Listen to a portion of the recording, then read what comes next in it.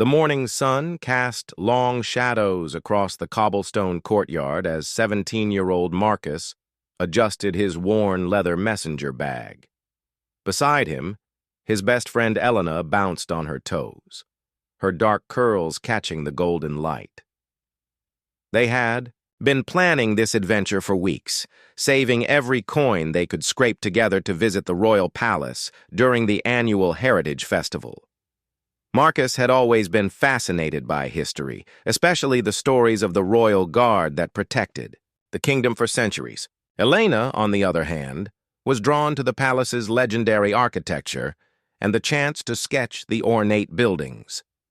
Together, they made an unlikely pair of explorers in their simple village clothes, standing among crowds of well-dressed tourists and nobles. The palace grounds buzzed with activity.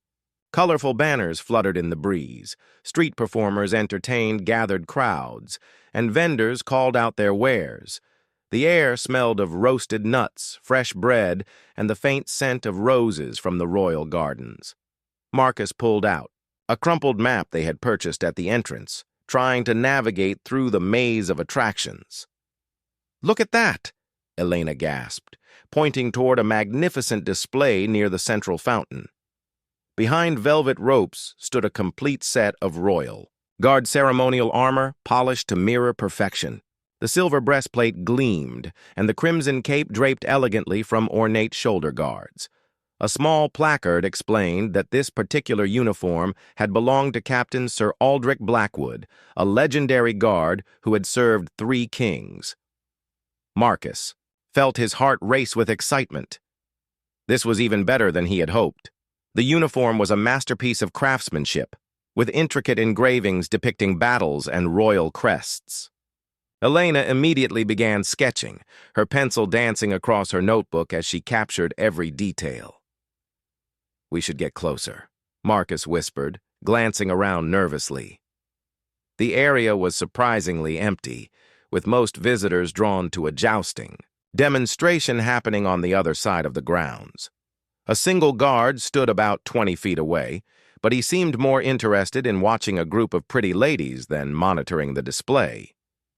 Elena nodded, her artist's eye drawn to the fine details she couldn't capture from their current distance. They ducked under the velvet rope, justifying their actions by telling themselves they would only look, not touch.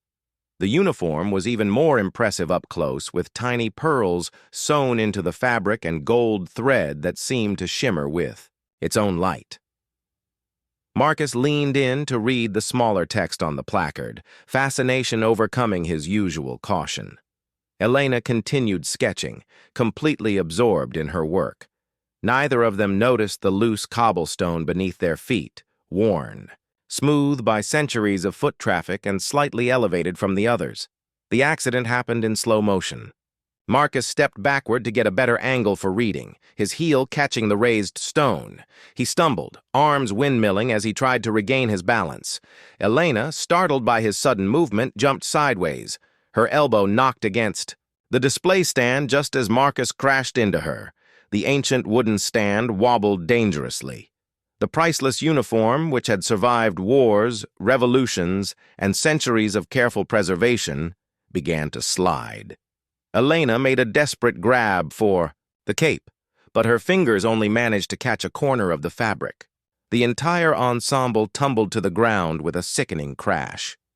Marcus and Elena found themselves tangled together on the cobblestones, the royal guard's ceremonial uniforms scattered around them like fallen autumn leaves. The silver breastplate had a visible dent where it struck the stone. The cape was partially torn where Elena had grabbed it. Worst of all, the ceremonial sword had somehow gotten trapped beneath Marcus, and its ornate scabbard now bore a long, ugly scratch. For a moment, the world seemed frozen. The sounds of the festival continued around them, but in their small circle of disaster, everything was eerily quiet. Elena's sketchbook lay open beside them, her careful drawings now seeming to mock their clumsy reality. Then they heard footsteps approaching quickly, the heavy boots of authority clicking against the cobblestones with increasing urgency. Marcus felt his stomach drop as he recognized the sound. Palace guards were coming, and they would have a lot of explaining to do. "Oh, no," Elena whispered, her face pale as she stared at the damaged uniform. "What have we done?" Marcus couldn't find his voice. All his dreams of exploring history had suddenly turned into a nightmare where he was about to become part of a very unfortunate historical incident. The footsteps grew louder, and he could hear angry voices approaching their location. They scrambled to their feet, but there was nowhere to run and no way to undo what had happened. The evidence of their accident lay scattered around them like accusations. Marcus reached for Elena's hand, both of them trembling as they waited to face the consequences of their curiosity and clumsiness. The festival continued its joyous celebration around them, completely unaware that two young friends had just accidentally destroyed a piece of their kingdom's most treasured history. The first guard to reach them was a massive man with graying hair and scars across his weathered hands. His uniform was pristine, with golden braids indicating high rank. Behind him came two younger guards, their faces stern and unforgiving. Marcus felt like a mouse cornered by hungry cats. "What happened here?" The senior guard's voice was calm, but Marcus could hear the dangerous undertone. His nameplate read, "Captain Reynolds." This was not good. Captains didn't deal with minor incidents. Elena found her voice first. "Sir, we're so sorry. It was an accident. We just wanted to look closer, and Marcus tripped, and I tried to catch him, but then everything fell, and we never meant to." Her words tumbled out in a rush of panic and guilt. Captain Reynolds held up a hand for silence. His eyes surveyed the scattered uniform pieces with the careful attention of someone assessing a battlefield. Marcus watched the captain's jaw tighten as he spotted the dented breastplate and torn cape. When Reynolds saw the scratched scabbard, his expression grew thunderous. "Do you two have any idea what you've just destroyed?"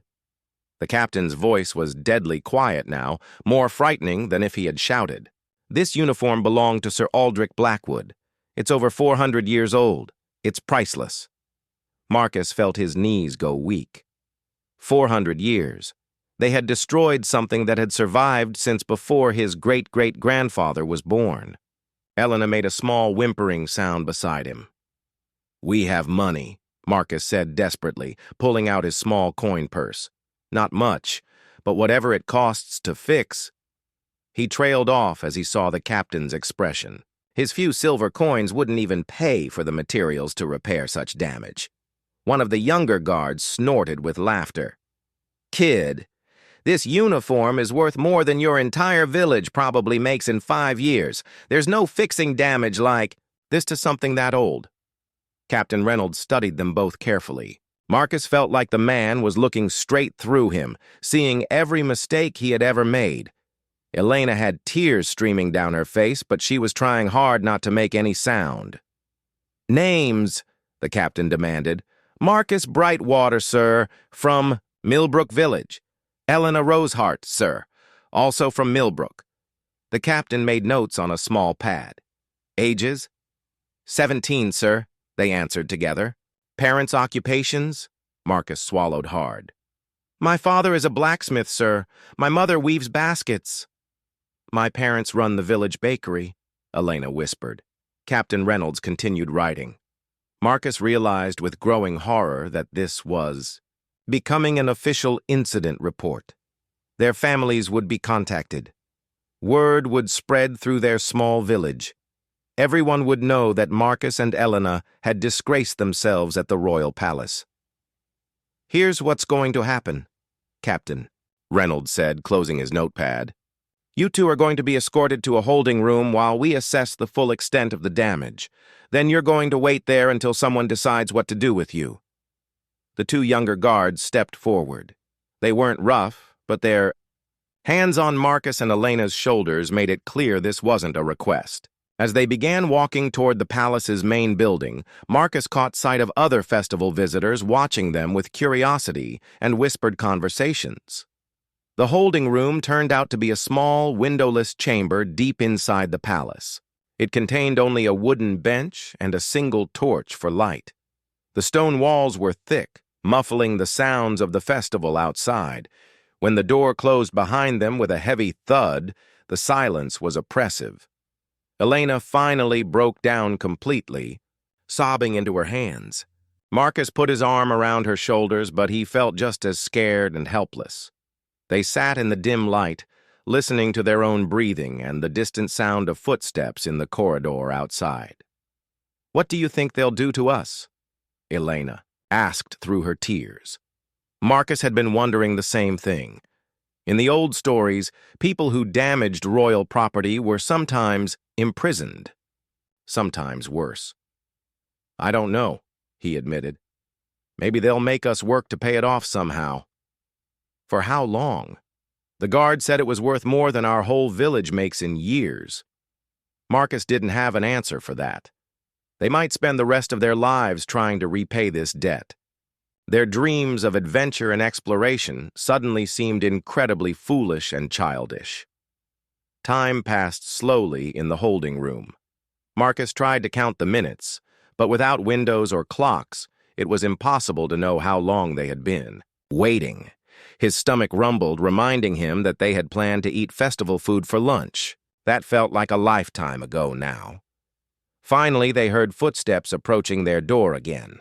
Multiple sets of boots, walking with purpose. Elena gripped Marcus's hand tightly as the heavy lock turned. Captain Reynolds entered, followed by a man in elaborate robes that Marcus didn't recognize.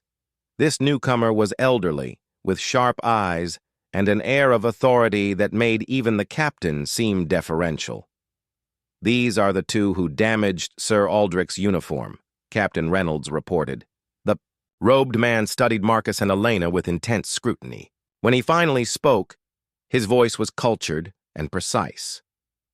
"I am Master Aldwin, keeper of royal artifacts. I've spent the last 2 hours examining the damage you've caused."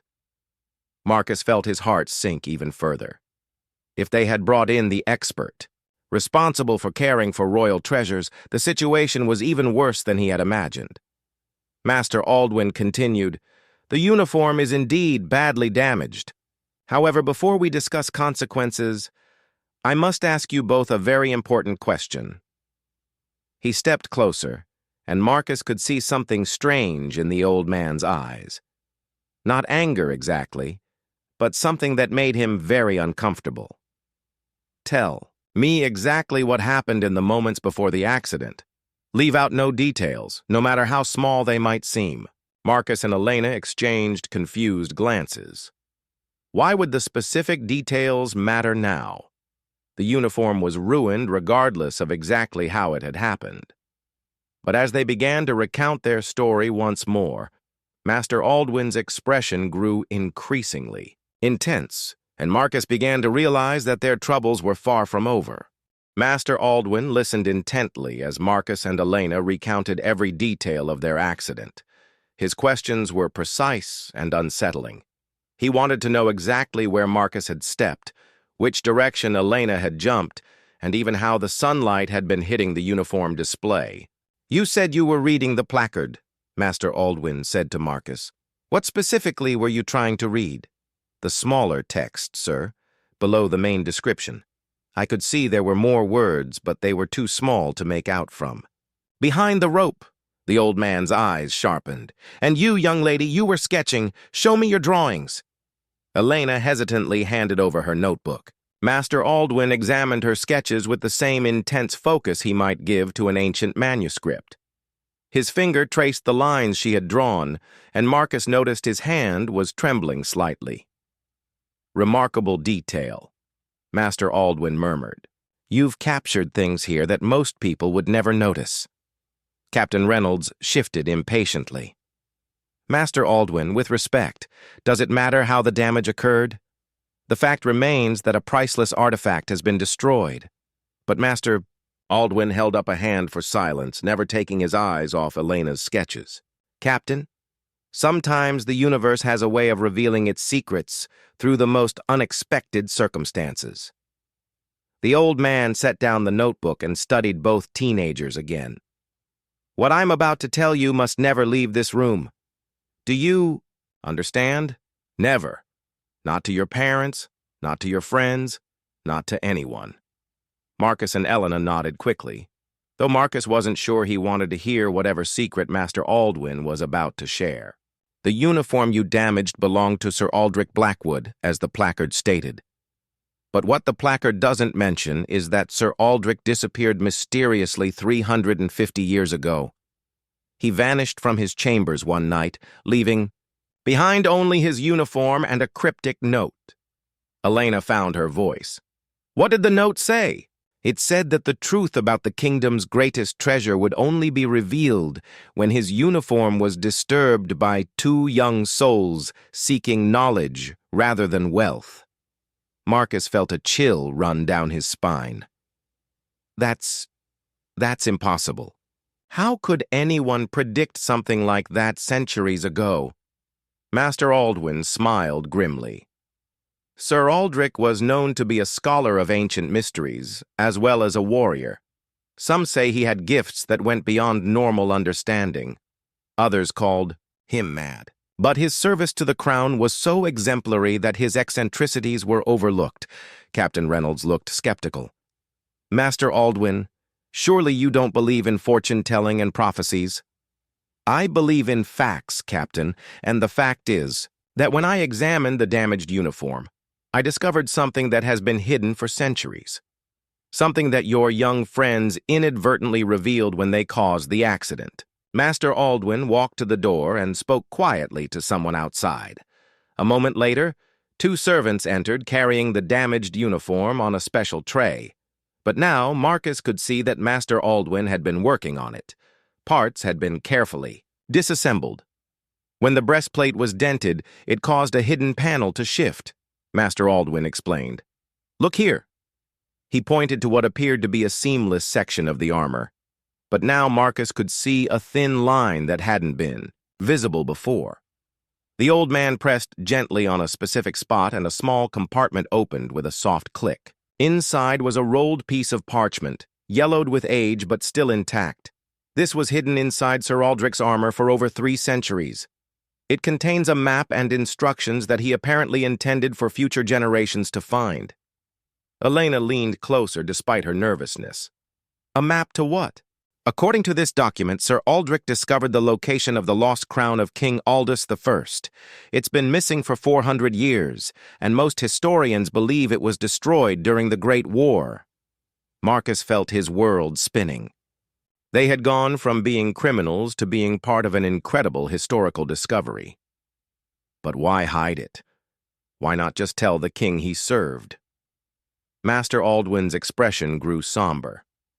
Because Sir Aldrich apparently discovered that someone in the royal court was planning to steal the crown for themselves. He hid it and left these instructions, hoping that someday trustworthy people would find them. Captain Reynolds examined the parchment carefully. This could change everything we know about that period of history. But how do we know these two? Young people can be trusted with such a secret? Master Aldwin looked at Marcus and Elena thoughtfully. Sir Aldrich's note was very specific. He wrote that the truth would be revealed by two young souls seeking knowledge rather than wealth. These two came here to learn and explore, not to steal or profit. They risked punishment to satisfy their curiosity about history. We also accidentally destroyed a priceless artifact, Marcus pointed out, feeling he should mention that detail. Perhaps, Master Aldwin said with a strange smile. Or perhaps you fulfilled an ancient destiny. The uniform has served its true purpose now. Sir Aldrich clearly intended for it to be opened eventually. Elena looked confused. But what happens now? What are we supposed to do with this information? Master Aldwin exchanged a long look with Captain Reynolds. The captain seemed to be having an internal debate, his weathered face showing conflicting emotions. Finally, Captain Reynolds spoke. The map shows a location deep in the Whispering Woods, about a day's ride from the capital. It's dangerous territory filled with wild animals and unstable ground. No place for children. We're not children, Marcus said. surprising himself with his boldness. "We're 17, and we found this secret. Doesn't that mean we should be part of whatever happens next?" Master Aldwin nodded slowly. "The boy has a point. Sir Aldrich's instructions specifically mention that those who reveal the secret should be the ones to follow it to its conclusion." Captain Reynolds sighed heavily. "This is madness. You're talking about sending 2 village teenagers into one of the most dangerous regions in the kingdom, chasing after a crown that might not even exist anymore." But even as he spoke, Marcus could see the excitement in the captain's eyes. This was the kind of adventure that legends were made of, and somehow, through pure accident, he and Elena had become part of it. Master Aldwin carefully rolled up the ancient parchment. "There's something else you need to know. Something that will make this decision even more difficult." The room fell silent again. Marcus was beginning to dread these dramatic pauses, as they never seemed to lead to good news. "According to Sir Aldrich's notes, we're not the only ones who might be looking for the crown. The descendants of those who originally planned to steal it are still out there, and if they learn that the map has been found, they'll stop at nothing to claim it for themselves."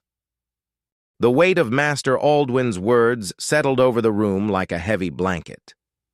Marcus felt Elena's hand tighten in his, as they both realized they had stumbled into something far more dangerous than a simple historical discovery. "Who are these? Descendants?"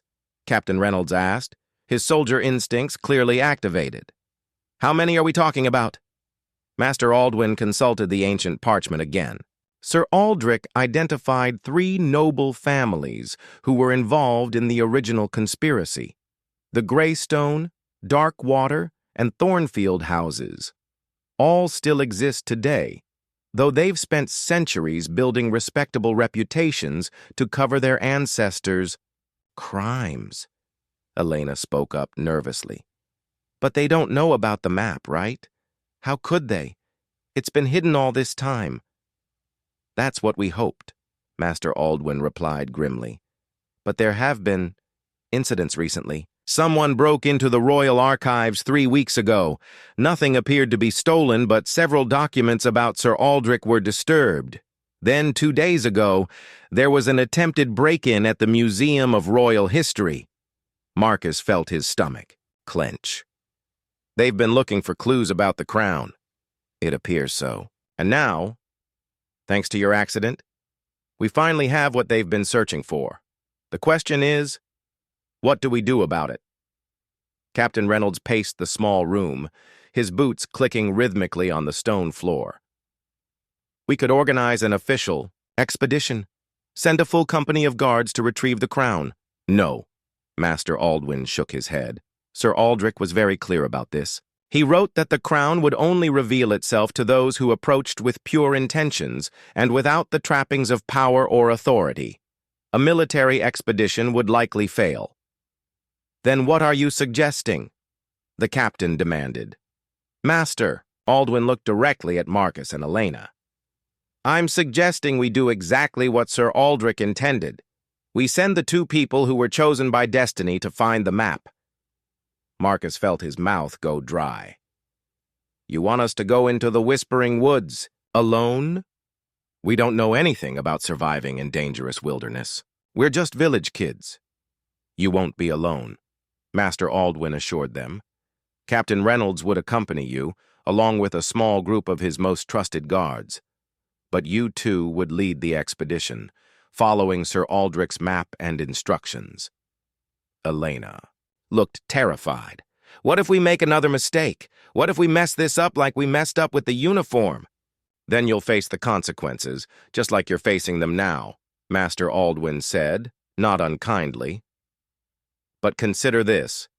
You've already proven that you're willing to take risks for knowledge.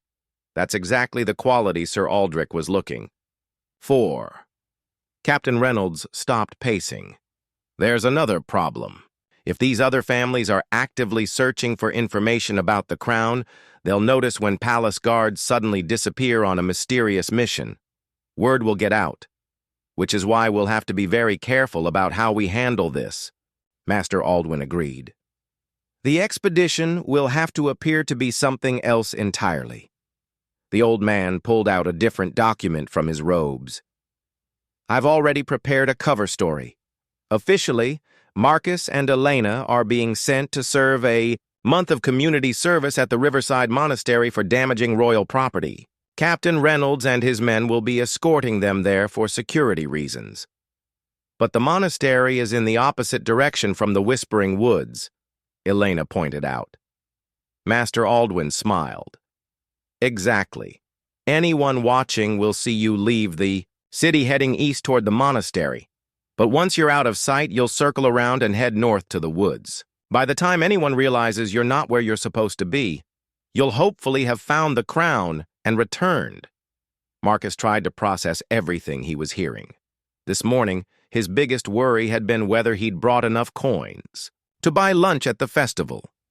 Now he was being asked to undertake a secret mission to recover a legendary lost crown while avoiding ancient enemies who would stop at nothing to claim it. "What if we say no?" he asked quietly. Master Aldwin and Captain Reynolds exchanged glances.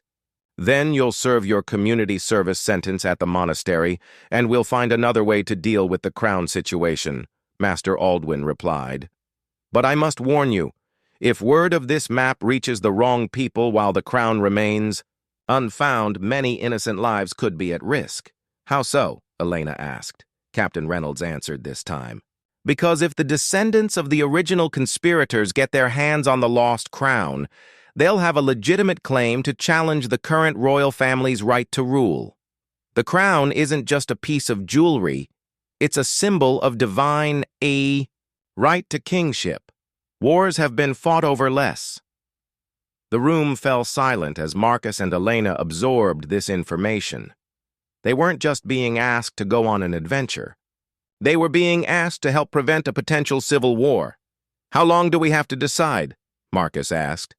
"The expedition would need to leave tomorrow morning," Master Aldwin replied. "Any longer, and the risk of discovery becomes too great." Elena looked at her sketchbook, still lying open on the table.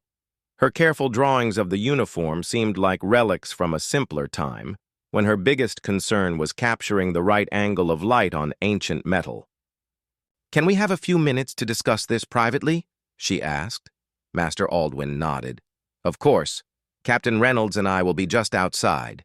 Take the time you need, but remember, every moment we delay increases the danger for everyone involved." The two men left the room, closing the heavy door behind them.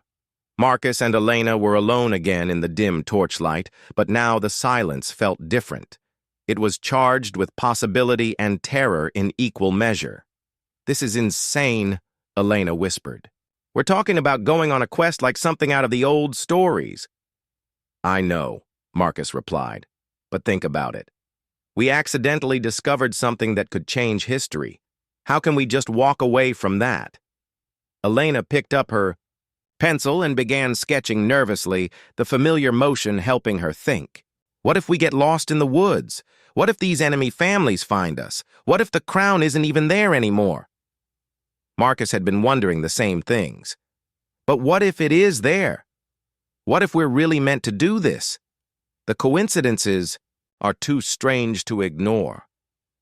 They sat together in the flickering torchlight, two village teenagers faced with a choice that would determine not only their own futures, but possibly the fate of their entire kingdom. Outside the door, they could hear the distant sounds of the festival continuing, a reminder of the normal, simple life they would be leaving behind if they accepted this incredible and terrifying responsibility.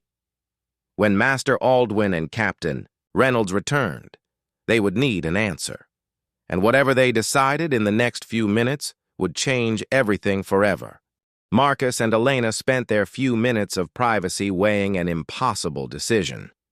Elena sketched frantically while thinking, filling page after page with nervous scribbles and half-formed drawings. Marcus paced the small room, trying to imagine what his parents would say if they knew their son was considering venturing into one of the most dangerous places in the kingdom.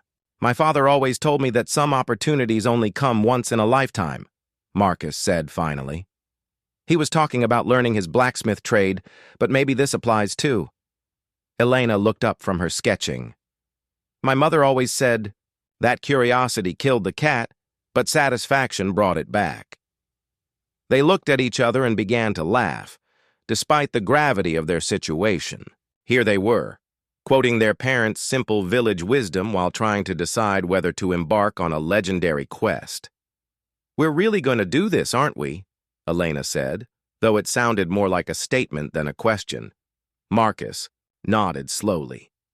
I think we have to, not just because of what Master Aldwin said about preventing war, but because, well, because this feels like something we're supposed to do. When Master Aldwin and Captain Reynolds returned, they found two nervous but determined teenagers waiting for them. We'll do it, Marcus announced, his voice stronger than he felt. We'll help find the crown. Master Aldwin smiled, though his eyes remained serious. I hoped you would choose courage over safety. Sir Aldrich would be proud. Captain Reynolds was more practical. If we're doing this, we need to prepare immediately. The expedition leaves at dawn, which gives us barely 12 hours to get everything ready. The next few hours passed in a whirlwind of activity. Marcus and Elena were taken to the palace armory, where they were fitted with sturdy traveling clothes, boots, and basic supplies. Captain Reynolds insisted they each carry a small knife, though he warned them it was more useful for cutting rope and preparing food than for fighting. Your job is to follow the map and stay safe, he explained. Leave any fighting to me and my men. They were introduced to the other members of their expedition. Sergeant Hayes, a gruff but kind man who specialized in wilderness survival. Corporal Martinez, a young woman expert in tracking and navigation. And Private Chen, barely older than Marcus and Elena, who served as the group's scout. Master Aldwin spent considerable time teaching them how to read Sir Aldrich's map and interpret his cryptic instructions. The ancient parchment showed landmarks and symbols that had been drawn centuries ago, many of which might no longer exist. Sir Aldrich wrote that the final approach to the crown's hiding place must be made at sunset, Master Aldwin explained. He believed that the light at that particular time of day would reveal markers that couldn't be seen otherwise. What kind of markers? Elena asked, her artist's mind intrigued by the idea of hidden visual clues. According to his notes, shadows cast by certain trees and rocks will point the way, but only when the sun is at exactly the right angle. As evening approached, they were given a final meal and a chance to rest before their early departure. Marcus found it impossible to sleep, his mind racing with excitement and fear. In the bed next to his, he could hear Elena tossing and turning, as well. Are you awake? She whispered in the darkness. Yes. I keep thinking about everything that could go wrong. Me too. But I also keep thinking about everything that could go right. They talked quietly for hours, sharing their hopes and fears about the adventure ahead. By the time exhaustion finally claimed them, they had strengthened their resolve to see this through together, no matter what challenges awaited them in the Whispering Woods. Dawn came far too soon. Marcus woke to find Captain Reynolds gently shaking his shoulder. Time to go, the captain said quietly. We need to be out of the city before full daylight. They gathered their supplies and made their way through the still-sleeping palace corridors. Master Aldwin met them at a side entrance, where horses waited in the pre-dawn gloom. The old man handed Marcus a sealed letter. If something happens. To the rest of us, this contains instructions for getting word to the king about what we've discovered, he explained. Guard it with your life. Marcus tucked the letter inside his shirt, feeling its weight like a physical reminder of the trust being placed in him. The ride out of the capital was surreal. The city was just beginning to wake up, with early merchants setting up their stalls and servants hurrying about their morning duties. None of them paid any attention to a small group of travelers heading toward the Eastern Road. They had no idea that history might be riding past them. Once they were well outside the city, Captain Reynolds led them off the main road onto a smaller path that wound through farmland and eventually into dense forest. The official story was that they were taking a scenic route to the monastery, but Marcus knew they were actually beginning their journey toward the Whispering Woods. As they rode deeper into the wilderness, the familiar sounds and sights of civilization faded away. Bird calls echoed through the trees, and small animals rustled in the underbrush. The air grew cooler and carried the rich scent of earth and growing things. Elena rode beside Marcus, her eyes constantly moving as she took in every detail of their surroundings. Even in the midst of their dangerous mission, her artistic nature couldn't help but appreciate the beauty of the wild landscape. "It's incredible out here," she murmured. "I've never been this far from home before." Marcus nodded, feeling a mixture of exhilaration and homesickness. They were only a few hours into their journey, and already the comfortable predictability of village life seemed like a distant memory. Around midday, they stopped to rest the horses and eat a quick meal. Private Chen had been ranging ahead of the group, and when he returned, his expression was troubled. "Captain," he reported quietly, "there are other riders on the road behind us. They've been keeping their distance, but they're definitely following our route." Captain Reynolds's jaw tightened. "How many?" "At least 6, maybe more." Marcus felt his heart sink. They had hoped to have more time before anyone discovered they weren't really going to the monastery. "Could be coincidence," Sergeant Hayes suggested, hopefully. But Captain Reynolds was already shaking his head. "Not likely. Someone's been watching us." He looked at Marcus and Elena grimly. "It seems our enemies are more alert than we hoped. This mission just became much more dangerous." As they prepared to continue their journey, Marcus couldn't shake the feeling that they were walking into a trap. The lost crown of King Aldous was somewhere ahead of them in the mysterious depths of the Whispering Woods, but danger was definitely following close behind. The knowledge that they were being followed changed everything about their journey. Captain Reynolds immediately altered their route, taking them through dense forest paths that would be harder to track. The cheerful adventure atmosphere evaporated, replaced by constant vigilance and whispered conversations. As they entered the edges of the Whispering Woods that afternoon, Marcus understood how the place had gotten its name. The wind through the ancient trees created an almost musical sound, like distant voices having conversations just beyond the range of understanding. Elena shivered beside him, pulling her cloak tighter. "The locals say the woods are haunted," Private Chen mentioned, his young face pale with nervousness. "Superstition," Sergeant Hayes grumbled, but even he kept glancing around at the massive trees that seemed to press in on them from all sides.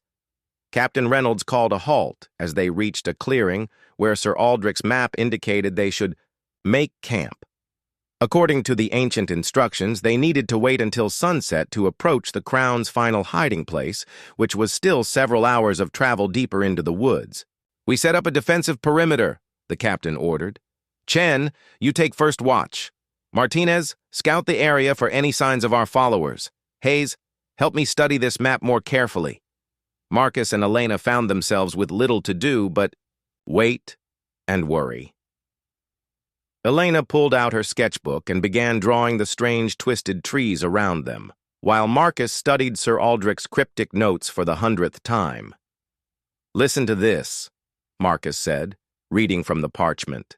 "When shadows dance with ancient stone and golden light meets silver bone, the crown shall wake from earthly sleep for those whose hearts their promise keep." "It sounds like poetry," Elena observed. "Maybe Sir Aldrich was trying to make the clues harder for the wrong people to understand." Before Marcus could respond, Corporal Martinez came running back into the clearing, her face flushed with exertion and alarm. "Captain, we have a problem," she reported breathlessly. "There are definitely people following us, and they're not alone. I counted at least 12 riders, and they're moving fast. They'll reach this area within the hour." Captain Reynolds cursed under his breath. 12 riders means they're serious about this. That's not a casual pursuit, that's a hunting party." Elena looked terrified. "What do we do? We can't outrun them with the horses tired from traveling all day." "We can't wait until sunset now," Marcus realized. If we're still here when they arrive, we'll be trapped. The captain studied the map frantically. According to Sir Aldrich's notes, the crown is hidden in something called the Circle of Ancients, about 2 hours deeper into the woods, but he specifically said it could only be found at sunset. Maybe we don't have a choice, Sergeant Hayes said grimly. Better to try and fail than to let those treasure hunters capture us. Private Chen had climbed a tall tree to get a better view of their surroundings. "Captain!" he called down urgently. "I can see riders approaching from the south. They're definitely heading this way." Captain Reynolds made a quick decision. "We abandon the horses and go on foot. Move fast and quiet. If Sir Aldrich's instructions about sunset are wrong, we'll deal with that when we get there." They grabbed only essential supplies and began moving deeper into the whispering woods at a pace that was almost a run. The ancient trees grew larger and more twisted as they progressed, their gnarled branches forming a canopy so thick that even midday sunlight barely penetrated to the forest floor. Elena struggled to keep up while clutching her sketchbook. Several times she stumbled over hidden roots, but Marcus stayed close to help her. Behind them, they could occasionally hear the distant sound of their pursuers crashing through the underbrush. "They're not being quiet about it," Sergeant Hayes observed. "Either they're confident they can catch us, or they don't care about stealth anymore." After what felt like hours of desperate travel, they emerged into a circular clearing unlike anything Marcus had ever seen. Ancient standing stones rose from the earth in a perfect circle, each one covered with carved symbols that seemed to shift and dance in the filtered sunlight. In the center of the circle stood a single massive oak tree, its trunk so wide that it would take 20 people holding hands to encircle it. "This has to be the Circle of Ancients," Marcus said, consulting the map with shaking hands. Elena was already sketching frantically, her artist's eye immediately drawn to the intricate carvings on the stones. "These symbols, they're the same ones that were on Sir Aldrich's armor. Look," she was right. The engravings on the standing stones matched the decorative patterns they had seen on the ceremonial uniform. But more importantly, Marcus could see that the stones cast long shadows across the clearing, shadows that would change dramatically as the sun moved across the sky. Captain Reynolds posted his people around the perimeter of the clearing, while Marcus and Elena tried to decipher Sir Aldrich's final clues. The ancient knight's instructions became more poetic and cryptic as they approached the crown's hiding place. "When shadows dance with ancient stone," Marcus read aloud again. "The shadows from these stones definitely dance as the sun moves. But what about golden light meets silver bone?" Elena looked up from her sketching. Silver bone. Could that refer to the oak tree? The bark has a silvery color in some places. They approached the massive tree, searching for any sign of where a crown might be hidden. The trunk was solid and ancient, with no obvious hollow or opening. But as Marcus walked around it, he noticed something strange about the root system. "Elena, look at this," he called. "The roots, they form a pattern." The great oak's exposed roots created intricate designs where they emerged from the earth, almost like the carved symbols on the standing stones. Elena immediately began sketching the pattern, trying to understand its meaning. "It's a map," she said suddenly. "The root pattern is showing us something." Before Marcus could ask what she meant, they heard shouts from the edge of the clearing. Their pursuers had found them. "Captain," Reynolds came running over. "We've got company, at least 8 of them, all armed. They'll be here in minutes." Marcus felt panic rising in his chest. They were so close to solving Sir Aldrich's puzzle, but now they would have to fight for their lives instead. "The golden light," Elena said urgently, ignoring the approaching danger.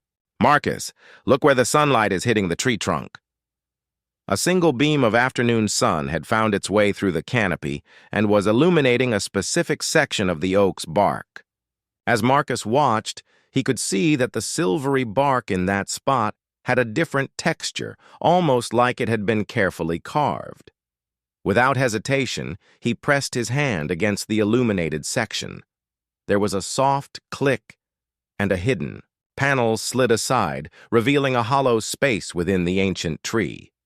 Inside, wrapped in oiled cloth that had somehow survived centuries of time, was the lost crown of King Aldous I.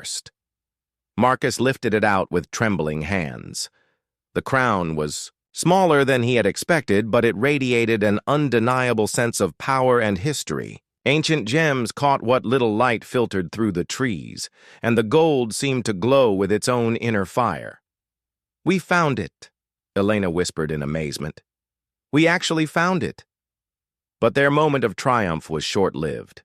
Armed figures emerged from the tree line surrounding the clearing. At their head was a tall man in expensive clothing, his face bearing the cruel smile of someone who had just claimed a long-sought prize. "How thoughtful of you to do all the hard work for us," the man called out. "I am Lord Greystone, rightful heir to that crown you're holding. You will hand it over immediately, or my men will take it from your dead bodies." Captain Reynolds and his soldiers drew their weapons, but they were badly outnumbered. Marcus clutched the crown, his mind racing for any possible escape. That's when Elena noticed something extraordinary. As the sun continued its descent toward the horizon, the shadows, cast by the standing stones, were moving across the clearing in a specific pattern, and wherever those shadows touched, the carved symbols on the stones began to glow with a soft, ethereal light. "Marcus," she whispered urgently, "I think Sir Aldrich left us one more surprise, but we have to trust the magic of this place." As Lord Greystone's men began to advance, Marcus made a desperate decision. Instead of running or fighting, he held the crown high above his head, right in the center of the circle of ancients, and spoke the words from Sir Aldrich's final instruction: "For those whose hearts their promise keep." The clearing erupted in blinding light, and when it faded, everything had changed. Lord Greystone and his men were gone, vanished, as if they had never existed. Marcus, Elena, and the palace guards stood alone in the peaceful clearing, with the lost crown of King Aldous safely in their possession. "What just happened?" Private Chen asked in a shaky voice. Elena smiled, her sketchbook filled with drawings that had somehow captured the magical moment. "I think Sir Aldrich protected his secret better than anyone imagined. The crown doesn't just belong to the rightful ruler, it protects itself from those who would use it for evil." As they made their way back through the whispering woods, Marcus reflected on the incredible journey that had started with a simple accident at a festival. They had discovered an ancient mystery, faced mortal danger, and learned that sometimes the most important adventures begin with the smallest mistakes. The crown was,